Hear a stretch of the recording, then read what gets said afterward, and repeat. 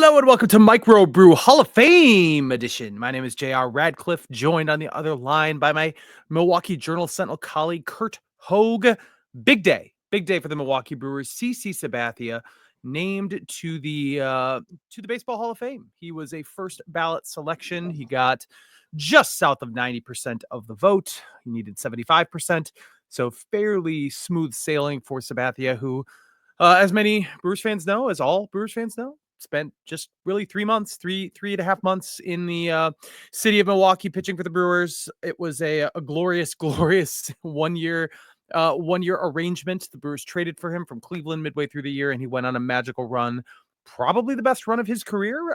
Certainly one of the best runs in Brewers history, and got the Brewers to the playoffs for the first time in 26 years. Curt, here's what I wanted to do. I wanted to go through some of the crazy numbers that we were digging up that illustrate just how great it is, even more than people realize, I think. Not that you have to sell an 11-2 record and 1.65 ERA in 17 starts. You probably don't have to do that. Breaking a 26-year scoreless playoffs drought, that kind of speaks for itself. But Curt, I also wanted to talk a little more about your favorite memories of him. And then did you just say somewhere on social media that you think the Brewers should retire his number? Can we start there, Curt? Because that is a spicy take. Can you defend yourself, please? This, of course I can, because it's a very defensible, reasonable, rational take. First off, by the Brewers' own standards that they set for themselves. I'm not saying I agree with it, but the standards they had set for themselves and have since deviated from. He is a Hall of Famer who played for the Brewers. Therefore, you retire his number. That's why Rollie Fingers is up there. Does Rollie Fingers deserve to have his number retired in Milwaukee? Not any more than CC Sabathia. I'll tell you that right now. Are you sure? I'm sure? Because yes, I'm absolutely sure. Well, Rollie Fingers. Sure. Rollie Fingers was won Cy Young and MVP in 1981. Don't use that argument with me. Was huge for a team that went to the World Series. Sabathia's impact on the 2008 team was more than Rollie Fingers in 1981, and he should not have. By today's voting standards, Rollie Fingers should not have won at least MVP, probably both of those awards. Flat out. That's defensible. Please don't kick me out of the city for saying that. But I think it was Ricky Henderson maybe that had an incredible 81 in the shortened year. Anyway, I got sidetracked. You made me slander Rollie Fingers. Here I am. Rollie Fingers, notably, not a first ballot Hall of Famer, which I just in terms of apparently people not everyone agrees with me on this, but CC Sabathia is easily one of the 5 most impactful Brewers in franchise history in my mind. Most important players. At worst, top 7. He single-handedly ended a 26-year playoff drought. The context of it matters. He took the ball on 3 days rest, four straight times, including 3 straight to end the regular season. He was pitching at the end of the game when they ended that drought. He threw 7 complete games. We'll get to all the stats. It was the greatest regular season rental in baseball history. I admire that means a lot to people. I can't believe, I'm not saying it's a no doubt retire his number, but the real underlying part of my belief here is baseball teams and maybe sports teams in general, they are way too stodgy about what numbers they retire, especially a franchise like the Brewers. You aren't the Yankees. CC Sabathia means in those 3 months what he did meant so much to your franchise. People joke about hanging the wild card banner in 2020 and the wild card is no longer what it used to be. But in 2008, that was the second best thing to ever happen to this organization behind making the World Series in 82. And it still might be their most meaningful playoff appearance since then, even though they did get within a game of the World Series in 2018 and 2 in 2011. So absolutely, as a way, they should retire Ryan Braun's number while we're at it. Yes. These are the most meaningful, impactful players in franchise history. And I can't believe that you don't agree with this. I agree with parts of what you're saying. I agree that, if Raleigh is in there, that opens you to other players that do not have their number retired. The Brewers have only retired a very small handful of numbers, and I think it could be relaxed a little bit. I think Ryan Braun, I think Cecil Cooper should be up on that facade. They are not Hall of Famers, current or future, so I can understand why, if you're trying to make that initial discernment. I think Ted Simmons and Raleigh Fingers are roughly equal in terms of their value on this franchise and organization. Getting to the World Series, Ted Simmons in the Hall of Fame, not up there. So there's it's a rolling process, so it's always difficult. I always think the Milwaukee Bucks probably were a little too eager to hand out retired jerseys and retired numbers, and you wind up with guys up in the rafters who are not as good as players who have come after them. I get that. Sure, I sure. think Yeah. You don't want to set that precedent like 20 years into the franchise. We're like 60 years into this thing. I know. I still think it's an accumulation of just multiple years of success, which I think is a bare minimum JR, to being recognized. They have 2 players' numbers retired truly for what they did in Milwaukee. 2 players. It's okay. With the Brewers. Hank Aaron's numbers retired for what he did in Milwaukee. It should be retired with the Brewers. Yes. Yeah. Also, you could 2 argue that doesn't players. really make sense. Why would you retire Hank Aaron's number? He didn't do anything with the Milwaukee Brewers. I But mean, yeah, also, you could make that argument, but I would tell you. But then why isn't Eddie Matthews up there? Sure. Anyway, sure. That's fair. That's fair. And actually, JR, what you're cooking up here is probably beneficial to my side of the should we retire his number argument. I hadn't thought about this until about 5:05 p.m. today when people started tweeting at me about it. But now you're in about it. Which, by the way, follow me on Blue Sky. I'm like, it's good over there. I like it. Now I'm in on this. Follow JR too. He's on there. I am on there. Here's what I think you're really debating. It's not even just the argument about the player. It is the degree to which the 2008 season mattered. I think in a grand picture, you could easily sit back and say they lost in 4 games in the NLDS. That's not a season to remember, to celebrate. And I think you have to put yourself back in the shoes of people who had never seen Brewers playoff baseball in 2008, who had gone 26 years, a full-fledged generation without playoff baseball. And then somebody comes along who not only takes them there, but does so at his own, really risking his own free agency, at his own risk, at his own peril to go three days between starts for 4 starts at the end of the year, including into the playoffs. He produced some numbers that Brewers just had not seen before. They've had pitchers who obviously have greater accumulated WARs and great seasons, and they've got Cy Young seasons in there. But what he did was truly remarkable and out of the ordinary, stuff we have not seen since then, to get a team that just simply did not have anything to hang their hat on for a generation and get them into the playoffs. That was so meaningful. 2008 for me, and maybe for you, is more meaningful than 2011 and 2018 to some degree, although they went a little bit further in 2018. Getting so close makes that a pretty good season as well. Certainly 2019 or 2021 or 2023, like 24, like those seasons can't hold a candle to what 2008 gave to us. But I'm also wondering, and another friend pointed this out, is this like, how boomers love the 82 team? Is CC Sabathia and the 2008 team? Is that what we're falling in love with here? Yes. And it's okay. I know what you're getting at, and that's that your friends were roasting my take in your group chats. That's fine. How dare you accuse me of this? I can live absolutely with that. Correct, but I resent that.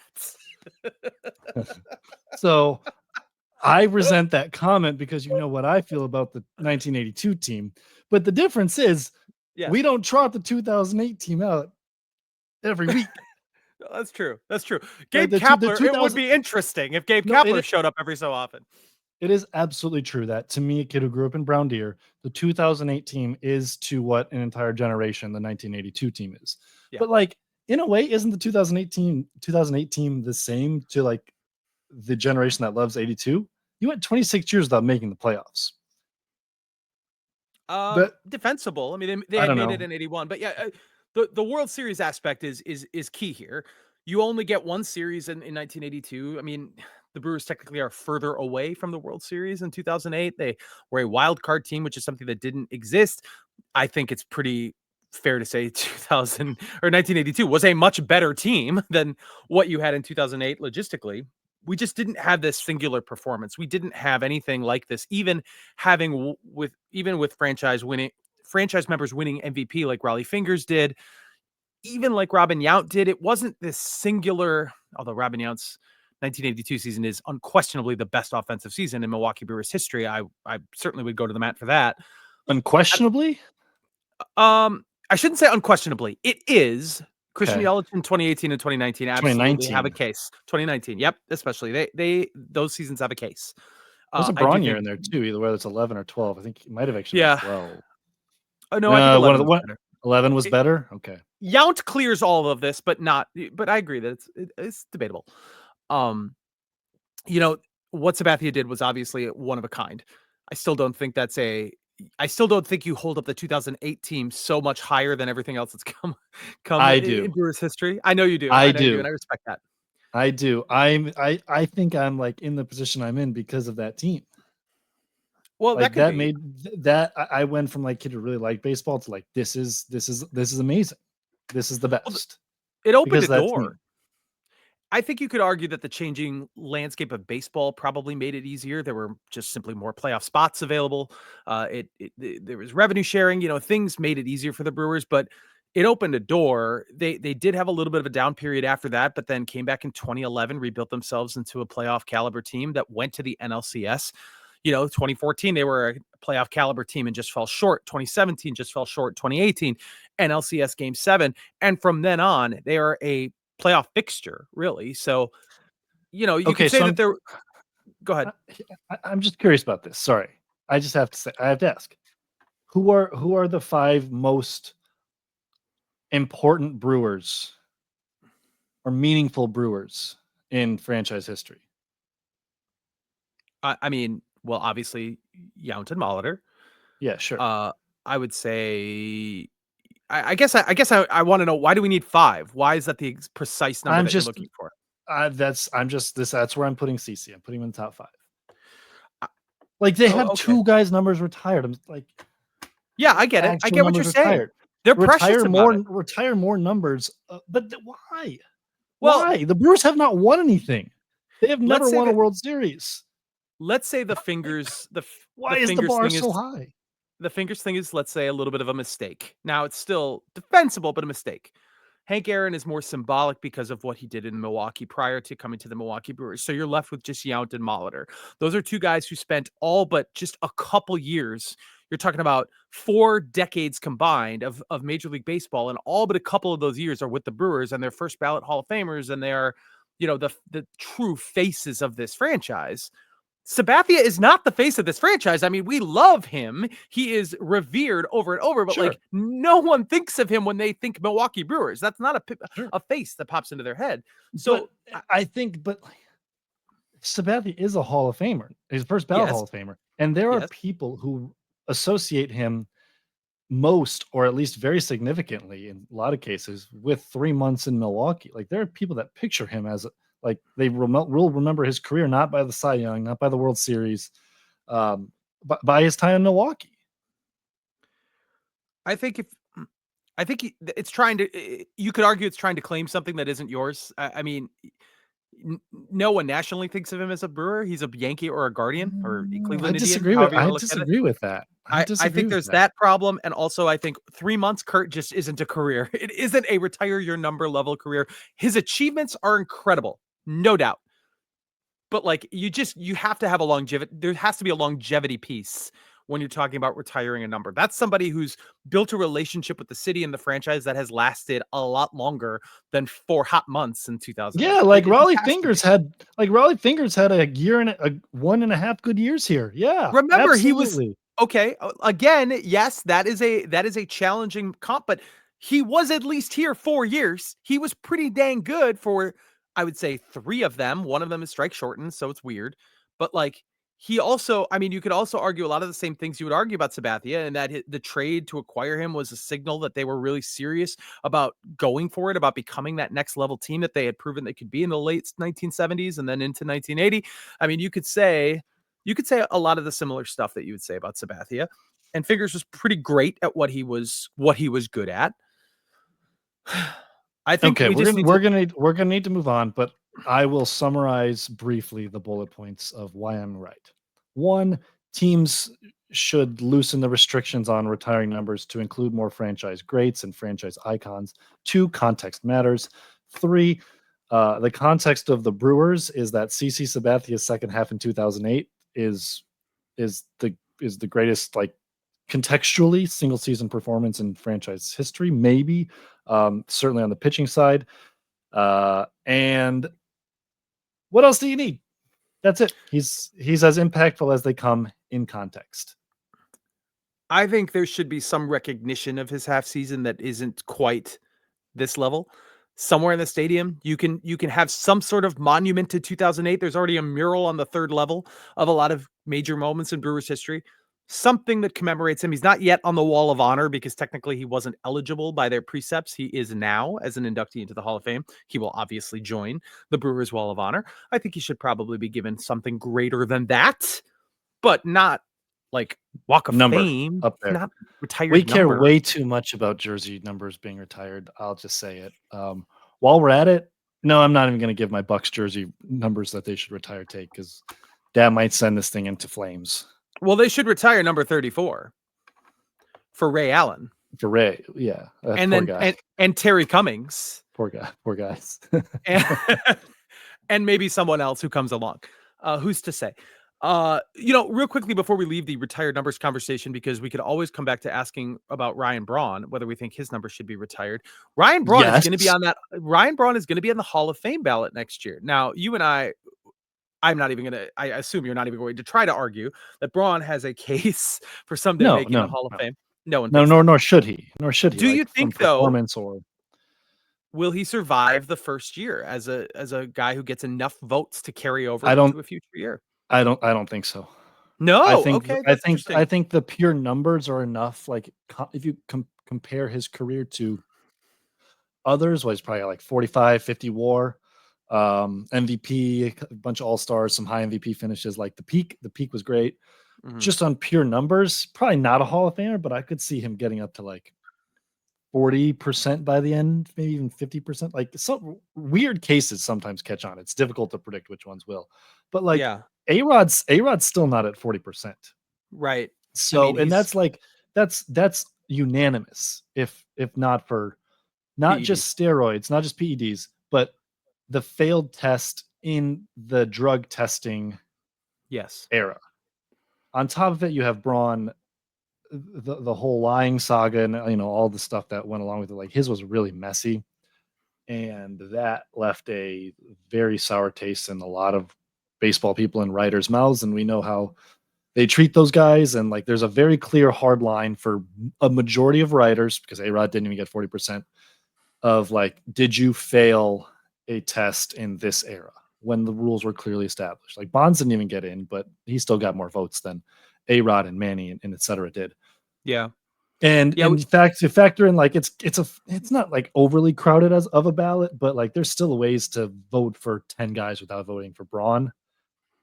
It's just I don't think he's going to stay on the ballot.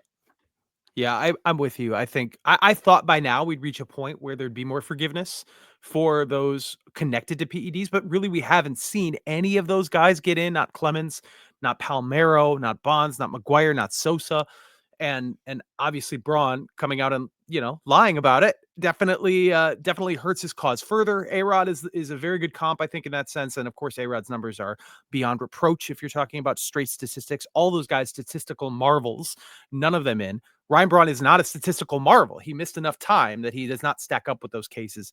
So it's a double whammy. I mean, he's not going to be taken seriously as a candidate. I don't think. 47.1 WAR, 134 OPS plus, almost hit 300, 352 homers, 216 steals. Like there's certainly a case. There's certainly a case to vote for him in a normal context. I'm looking at some of the Hall of Fame metrics now. By the Hall of Fame monitor statistic, I'm not exactly sure it goes into that, but he is over what a likely Hall of Famer is. Black ink, which is leading the league, he's a little under, but still in the race. And his peak is certainly right up there as well. So yeah, for sure. I wonder the There will reason be I no care one. about that. Go ahead. No, the reason I care about that is related to, if the Brewers are going to retire his number, it makes sense to retire the number of a guy who at least made it to the second ballot. It's kind of hard to when you bake all of it in, and that's just like somebody that baseball doesn't even recognize as honestly being more than just very good, even though we know he was better than very good. It's still, that's still kind of an indictment. And I kind of thought by now we'd see some momentum toward retiring that number, and the fact that it hasn't happened tells me it actually may not. So interesting, something to keep an eye on as time moves on. Sabathia's numbers were crazy. We have been over that, but Curt, we did a little bit of digging. I believe we're going to write about this at jsonline.com. I'm not positive, but I think so. And go over some of the crazy stats that defined Sabathia's tenure in Milwaukee. Do you want to go first? Do you want, as you were looking this stuff up, was there something that really jumped out at you? Yes, JR. Give me 1 second while I pull up our shared document here. But yeah, there was many things that stood out to me. I think the one that maybe best describes like the impact and the insanity of what he was doing was that since Sabathia in 2008, there is not a single pitcher who has pitched on 3 days rest consecutively. Mm. Not a guy who's taken the ball back-to-back times on 3 days rest, including like this can go Well, regular season into playoffs. This could be just playoffs. when they've thrown 90 pitches or more, to be When clear, it's not sorry, like a yes. relief pitcher. Yes, yes. Yeah, when they've thrown 90 pitches or more. No one has done it. 2 times. CC did it 4 times in a row.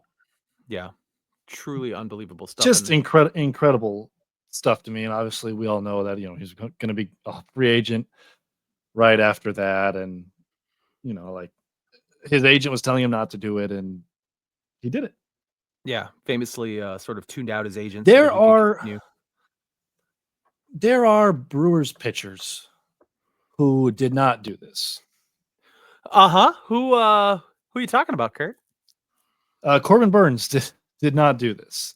Burns is And, probably like one of the few pitchers in Brewers history who like stretches and peak actually matches, or not matches, but like comes close to what Sabathia did. yeah, I mean, I was playing with, like, the greatest we'll get to some of this too, the greatest X amount of stretch runs in Brewers history. And actually, I was surprised to see more Woodruff than Burns Yeah. at, like, the very, very top, but Burns was in all those conversations too. But yes, in 2021, Burns famously did not take the ball on 3 days rest for Game 4 in Atlanta.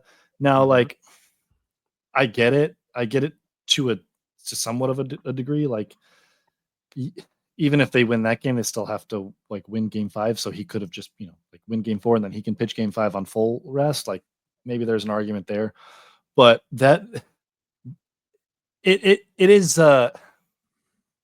noticeable. Let's just say that, and notable when you see that Brandon Woodruff took the ball in relief that day on what was that? I believe 2 days rest on his throw day. And then Freddie Peralta took the ball in Game 3 of the wild card series on 1 day's rest. Like, that's I don't know. Like, it's difficult to boil a pitcher's entire legacy down to one time he did or did not take the ball in the playoffs, but because who knows what his effectiveness would have been anyway. Like, oftentimes guys are not as good on 3 days rest, especially when they don't do it. But yeah, that I will always, at least to a small degree, associate those decisions with each of those pitchers: Woodruff, Peralta, Burns, and Sabathia. He threw 434 pitches over the final 12 days of the season. That covers his last 4 starts of the regular season, 3 of those on short rest. 434 pitches and willed the Brewers to victory. They won all but 3 of the games that Sabathia pitched, 17 regular season starts, and they went what well, why can't I even do the quick math on that? That's 14-3. Yeah. And then they did lose the playoff game after that, but 434 pitches over 12 days, and then came the playoffs, I believe. I might be misremembering how this works out, but No, the playoffs are in that count. okay. I thought I counted differently, but whatever. There was a period of 12 days where he threw 430 pitches. And that was just again, truly the mark of how great he was that's the context you're talking about. He put up these numbers. Oh, and also he put himself at risk and really maximized every ounce you could get out of him. Those were not always his most effective outings because he was fatigued, like clearly a little bit of fatigue, and he still found a way to fight through. Most notably, of course, in that season finale, when he was so dominant against the Cubs and helped the Brewers win 3-1, get into the playoffs. I thought it was interesting. You pointed this out. He did not give up a single extra base hit to a left-handed hitter while with the Brewers. Again, that is 18 starts. Not one left-hander got him for more than a single. That's ridiculous stuff. A couple switch hitters got him, but of course they were batting from the right side. So if you were a lefty, you were just out of luck against CC Sabathia in the summer of 2008. He pitched 17 games here. There has never been a better 17-game stretch in a single season for a starter in terms of ERA than CC Sabathia's one and only 17-game single season stretch in Milwaukee. Pretty good. Yeah. Since 2016, there are no teams in baseball that have as many as or more than 7 complete games in a season. No teams since 2016, in the last almost decade. Sabathia, of course, had 7 complete games in his 17 starts for the Brewers. Just wild stuff. So teams have obviously gotten away from that level of pitching and are seeking out complete games. But 7 complete games for Sabathia in his second half of 2008. The Brewers have had, in 16 years since, they've had 18 complete games total as a franchise. 2 of those are 7-inning complete games in 2020 and 2021, and sort of the COVID rules, doubleheader rules. So I don't know if you can count them. That means 16 years, 16 complete games. They've had 1 complete game per season since CC Sabathia came to town, and he had 7 complete games in 3 months.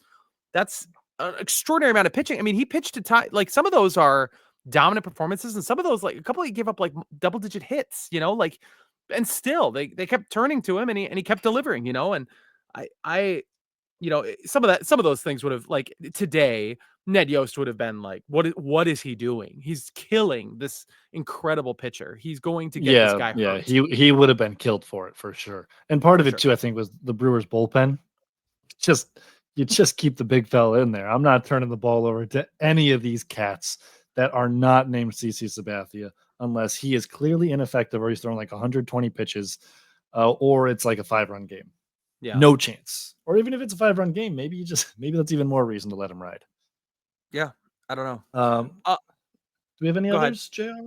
Well, this one interested me because it is somewhat applicable to the Sabathia trade. Of course, the Brewers did end up giving up Michael Brantley in that trade. He was the player to be named later. By the way, if you have not read our oral history of this trade at jsonline.com, you absolutely should do that. We posted that earlier on Tuesday. We talked to so many people. We talked to Doug Melvin and Jack Zarensic and Zach Manassian and Matt Laporta, Ricky Weeks, you gotta David throw Matt Risky. Laporta's name in there.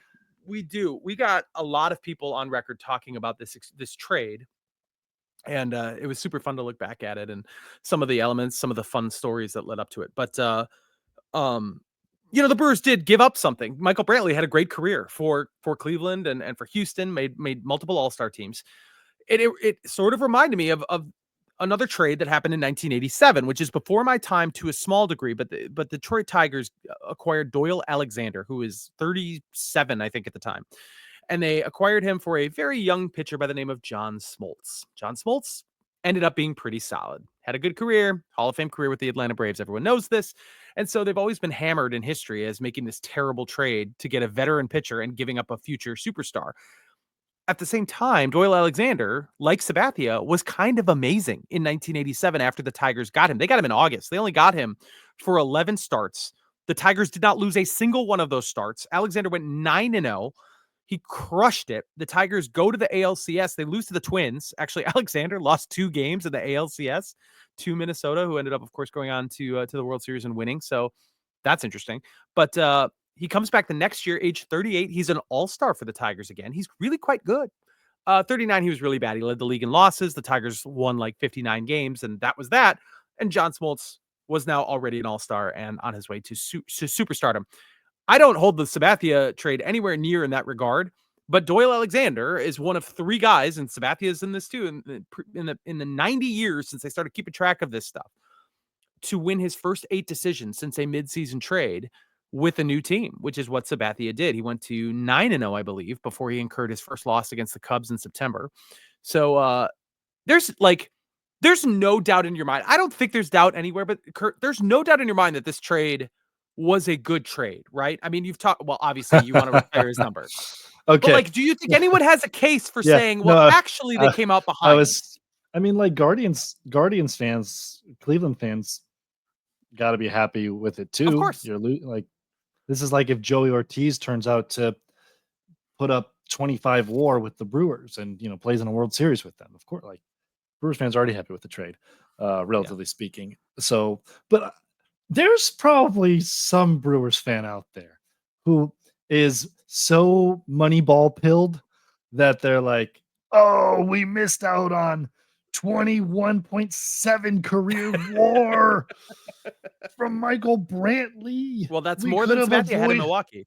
We could have avoided some of the valleys. More bites of the apple. Maybe. Somebody is screaming at their radio right now, or their headphones, or whatever it is, wherever they're listening to us. Thank you for listening, by the way. Yeah, I don't really think when the context is factored in that anybody really has a case that this trade went badly, but Cleveland got a good player. It worked out for them.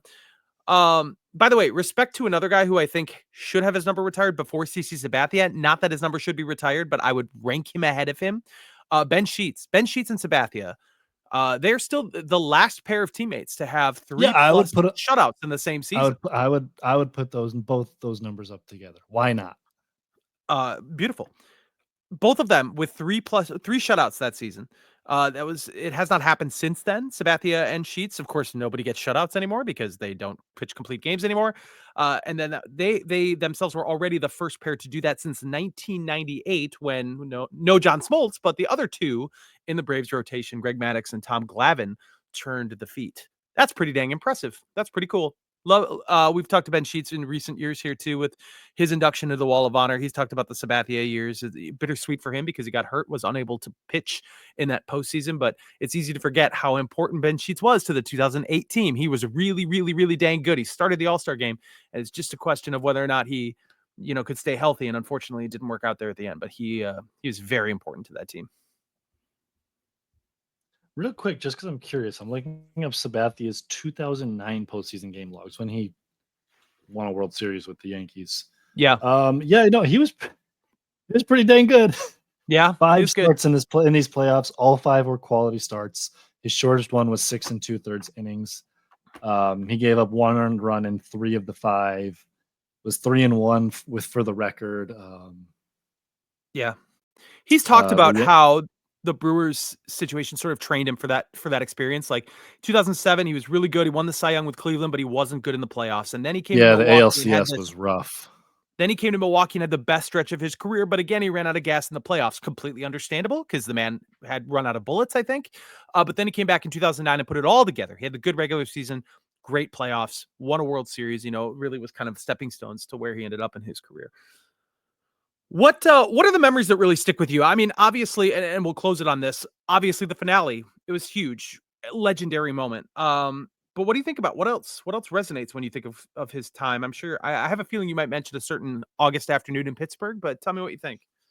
Yeah, I mean, it's as simple as like CC Sabathia starts were the first games. That was the year that we were talking about cable not long ago on this podcast. That was the first year that my family had access to watching the games on TV besides just the Telemundo games.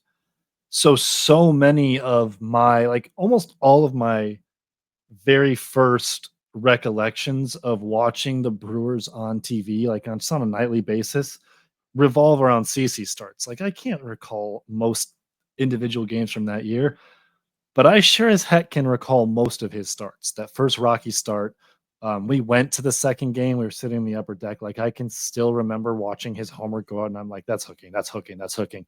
Oh, that's what? This guy hit a homer, and then he goes out and throws a complete game. And like, I think everyone was hooked at that point. Staying up late to watch him pitch in San Francisco, coming out of the break, like watching his shutout the next start, or maybe 2 starts later in St. Louis as part of a really riveting sweep in that series. Yeah. Watching that at my grandmother's house. So like that's really what it was.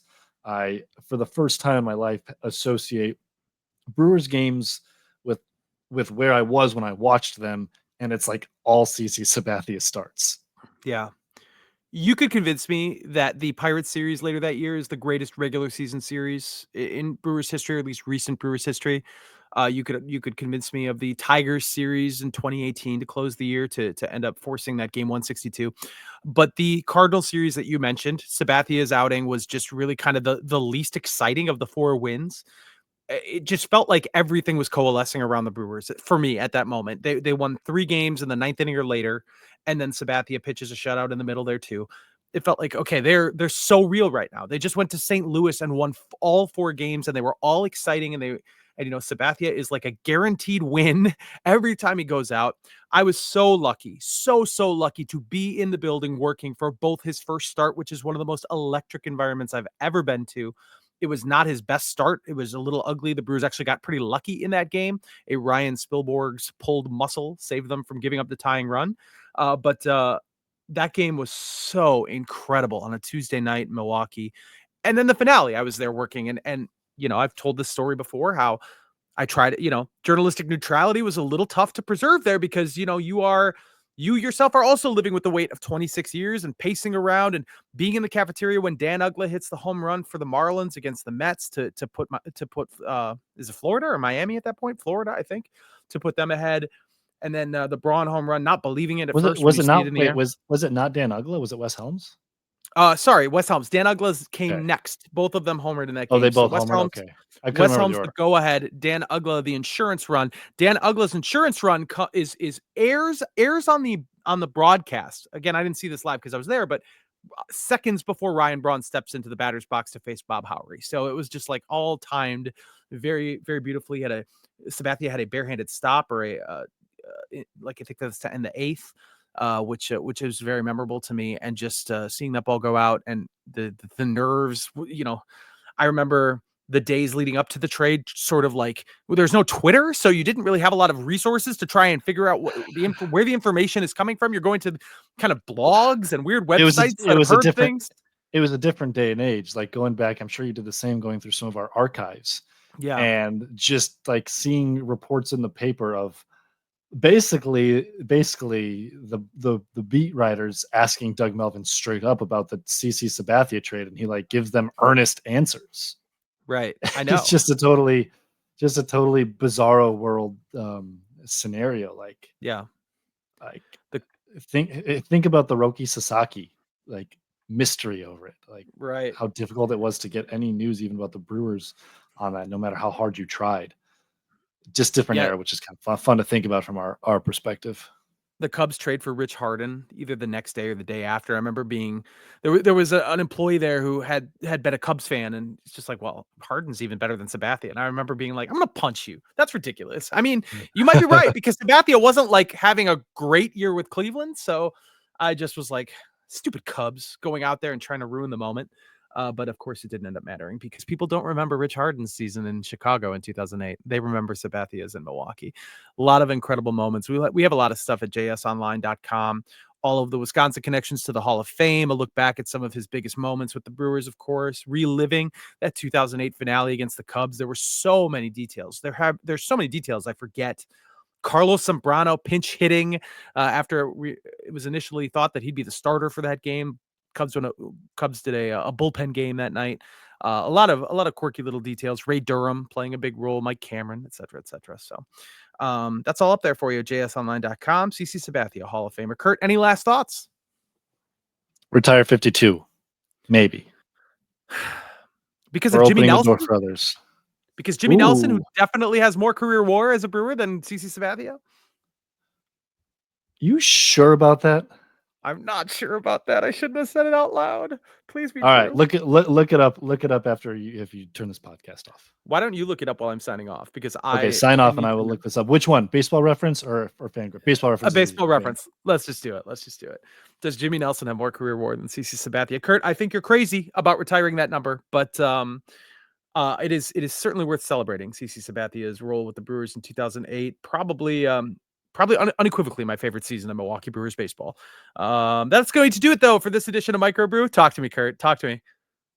He does not. Oh Jimmy no! Nelson has No! 0.1. Let's double check this. 4.6 WAR for Jimmy Nelson, and 4.9 for CC Sabathia. So 0.3 fewer wins above your That's replacement crazy. player. That's crazy. Oh man, who wore Jimmy Nelson was 52 like better? really bad for a while there. It was like terrible, great, injured.